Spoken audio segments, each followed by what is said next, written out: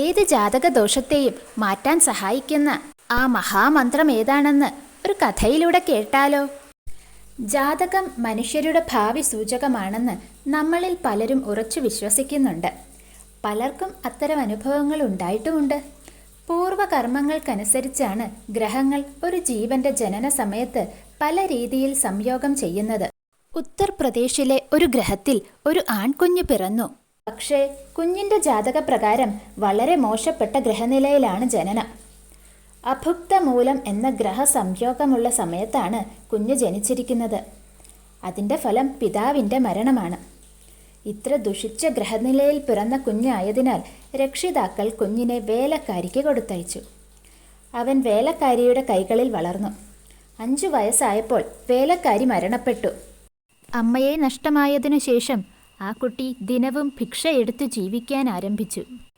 എന്നാൽ വിചിത്രമെന്ന് പറയട്ടെ, ശ്രീ പാർവതീദേവി ഒരു ബ്രാഹ്മണ സ്ത്രീയുടെ രൂപത്തിൽ ആ കുട്ടിക്ക് ഭിക്ഷ നൽകി വന്നിരുന്നു. അക്കാലത്ത് നരഹരിദാസ് എന്ന ഒരു സന്യാസി തൻ്റെ ശിഷ്യനായി സ്വീകരിച്ച് ആ കുട്ടിക്ക് വിരക്ത ദീക്ഷ നൽകി. തുളസീദാസ് എന്ന സന്യാസനാമവും നൽകി. വരാഹക്ഷേത്രത്തിൽ കൊണ്ടുപോയി ഗുരു നിത്യവും രാമായണം വായിച്ചു കേൾപ്പിച്ചുവെങ്കിലും തൻ്റെ ധാരണാശക്തി തുലോം കുറവായിരുന്നതുകൊണ്ട് രാമായണത്തിൻ്റെ താല്പര്യം ഉൾക്കൊള്ളുവാൻ അദ്ദേഹത്തിന് കുട്ടിക്കാലത്ത് കഴിഞ്ഞിരുന്നില്ല. പിന്നീട് വേദാദി ശാസ്ത്രങ്ങളെ ചിട്ടയോടെ തന്നെ ശേഷസനാതനൻ എന്ന ഗുരുവിൽ നിന്ന് തുളസീദാസ് പഠിച്ചു. അങ്ങനെ തുളസീദാസ് സദാസമയവും രാമനാമജപത്തിൽ മുഴുകിയിരുന്നു. സദാ രാമനാമജപത്തിൽ മുഴുകിയിരുന്ന തുളസീദാസിന് ശ്രീരാമസ്വാമിയുടെ ദർശനത്തിനുള്ള ദാഹം ഉത്കടമായി തീർന്നു. നിത്യേന പ്രഭാത കൃത്യങ്ങൾക്കായി വാരണാസിയുടെ പ്രാന്തത്തിലുള്ള വനത്തിലേക്ക് പോവുക പതിവായിരുന്നു തുളസീദാസ്. എന്നും ആവശ്യം കഴിഞ്ഞ് ബാക്കിയുള്ള ജലം അവിടെയുള്ള ഒരു മരത്തിനു കീഴെ തുളസീദാസ് ഒഴിച്ചു കൊടുക്കുമായിരുന്നു. ആ മരത്തിൽ ഒരു ഭൂതമുണ്ടായിരുന്നു. ആ മരത്തിൽ പാർത്തിരുന്ന ഒരു ഭൂതം ഒരു ദിവസം വെള്ളമൊഴിച്ചുകൊണ്ടിരിക്കെ തുളസീദാസിന് മുൻപിൽ പ്രത്യക്ഷമായി. തൻ്റെ ദാഹം തീർത്തതിന് എന്ത് പ്രത്യുപകാരം വേണമെന്ന് ആരാഞ്ഞു. വളരെ കാലമായി തൻ്റെ ഉള്ളിൽ ഒരേ ഒരു ആഗ്രഹമേ ഉള്ളൂ എന്നും അത് തൻ്റെ പ്രഭുവായ ശ്രീരാമചന്ദ്ര സ്വാമിയുടെ ദർശനമാണെന്നും തുളസീദാസ് അറിയിച്ചു. ഭൂതം തൻ്റെ സ്വാമിയായ ഹനുമാന്റെ ദർശനം സാധ്യമാക്കി തരാമെന്നും രാമദർശനം ഹനുമാൻ സാധ്യമാക്കുമെന്നും അറിയിച്ചു. വാരണാസിയിൽ തുളസീദാസിൻ്റെ രാമകഥ കേൾക്കുവാൻ ആദ്യം വരുന്നവനും ഏറ്റവും അവസാനം തിരിച്ചു പോകുന്നവനുമായ ഒരു കുഷ്ഠരോഗിയുണ്ടെന്നും അത് സാക്ഷാൽ ആഞ്ജനേയ സ്വാമിയാണെന്നും ഭൂതം അറിയിച്ചു. രാമകഥ തുടങ്ങുവാനിരിക്കെ വൃദ്ധനായ ഒരു കുഷ്ഠരോഗി ആദ്യം വന്ന് ഏറ്റവും പിന്നിലിരുന്നു.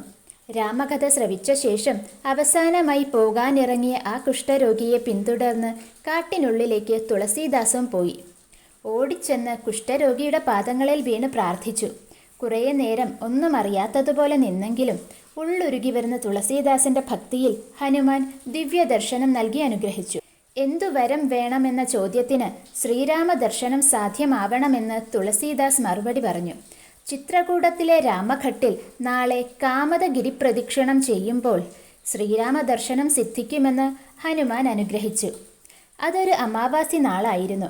ഗിരിപ്രദക്ഷിണം ചെയ്തുകൊണ്ടിരിക്കവേ പെട്ടെന്ന് തൻ്റെ അരികിലൂടെ 2 കുതിരകളിൽ പച്ച നിറത്തിലുള്ള പട്ടുവസ്ത്രങ്ങളണിഞ്ഞ് രാജകുമാരന്മാരെന്ന് തോന്നിക്കുന്ന 2 യുവാക്കൾ സവാരി ചെയ്യുന്നത് തുളസീദാസ് കണ്ടു. അതിലൊരാൾ കറുത്തവനും മറ്റേയാൾ വെളുത്തവനുമായിരുന്നു. ഒരു നോക്ക് കണ്ടെങ്കിലും പ്രത്യേകതയൊന്നും തോന്നാത്തതിനാൽ തുളസീദാസ് കണ്ണ് താഴ്ത്തി നടന്നു. അല്പം കഴിഞ്ഞ് ഹനുമാൻ പ്രത്യക്ഷമായി. അദ്ദേഹം ചോദിച്ചു, രാമലക്ഷ്മണന്മാരെ കണ്ടുവോ?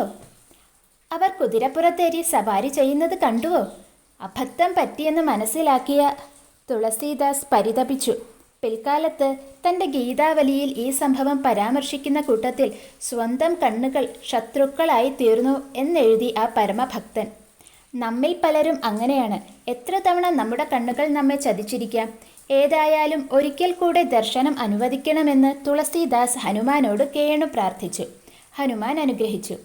ഏതാനും നാൾ കഴിഞ്ഞ് ചന്ദനം അരച്ചുകൊണ്ടിരുന്ന തുളസീദാസിനരികിൽ ഒരു കുട്ടി വന്ന് അല്പം ചന്ദനം തരുമോ എന്ന് ചോദിച്ചു.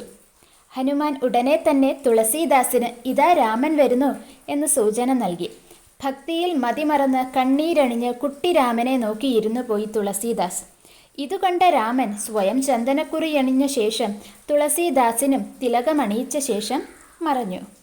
ശ്രീരാമചന്ദ്ര കൃപാലു ഭജമന എന്നു പാടിയ തുളസീദാസ് രാമചരിതമാനസം എഴുതി രണ്ടാം വാൽമീകി എന്ന് പ്രസിദ്ധനായി തീർന്നു. ഭാരതമെമ്പാടും വാൽമീകിയോളം പുകഴ്പെറ്റ നാമമാണ് തുളസീദാസ് എന്നത്. ഹനുമാൻ ചാലിസ ഏവരുടെയും പ്രിയപ്പെട്ട പാരായണ ഗ്രന്ഥമായി തീർന്നു. രുദ്രാഷ്ടകം ഭക്തരുടെ ഹൃദയം കവർന്നു. ഹനുമാൻ ചാലിസ അവസാനിക്കുന്നിടത്ത് തുളസീദാസ് എഴുതി തുളസീദാസ സദാ ഹരി ചേര. അതിന് 3 അർത്ഥമുണ്ട്. തുളസീദാസ് എപ്പോഴും ശ്രീഹരിയുടെ ശിഷ്യനാണ്. തുളസീദാസ് എപ്പോഴും ഹനുമാന്റെ ദാസനാണ്. ഹരി എന്നാൽ കവി എന്നും അർത്ഥം. തുളസീദാസ് എന്നും നരഹരിദാസന്റെ ദീക്ഷാഗുരുവിൻ്റെ ശിഷ്യനാണ്. തുളസീദാസിനെ രക്ഷിച്ച ആ മഹാമന്ത്രമാണ് രാമനാമം. നോക്കൂ, നമ്മുടെ ജാതകം ഏതു കൊടിയ അപകടത്തെയും സൂചിപ്പിച്ചു കൊള്ളട്ടെ, രാമനാമം നമ്മെ അതിൽ നിന്നെല്ലാം മോചിപ്പിച്ച് അത്യുന്നത വിജയം സമ്മാനിക്കുമെന്നതിന് സന്ത് തുളസീദാസിൻ്റെ ജീവിതം നമുക്ക് എന്നെന്നും പാഠമായിരിക്കട്ടെ.